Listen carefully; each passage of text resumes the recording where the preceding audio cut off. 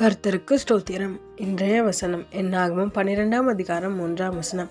மோசேயானவன் பூமியில் உள்ள சகல மனுஷரிலும் மிகுந்த சாந்தமுள்ளவனாயிருந்தான். என்னாகமம் 12ஆம் அதிகாரம் 1ஆம் வசனம். மோசேயானவன் பூமியில் உள்ள சகல மனுஷரிலும் மிகுந்த சாந்தமுள்ளவனாயிருந்தான். இங்கே வசனம் ரொம்ப அழகாக சொல்லுது. மோசேயை பற்றி சொல்லுது. மோசே பூமியில் இருந்த எல்லாருலேயும் ரொம்ப சாந்தமான மனுஷனாக இருந்தார். ஆமேன். சாந்த குணன்றது ஒரு பெரிய ஆசீர்வாதம். பொறுமையாக அன்பாக இருக்கிறது.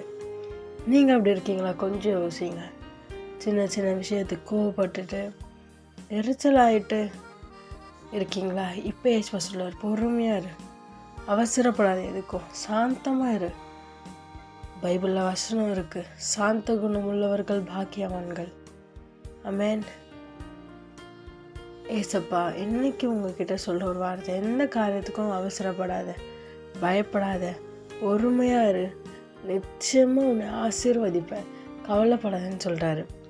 அதனால்தான் மோசேவை கர்த்தர் அவ்வளோ லட்சம் ஜனங்களை நடத்த ஒரு லீடராக ஏற்படுத்தினார், ஒரு தலைவனாக மோசேவை ஏற்படுத்தினார்.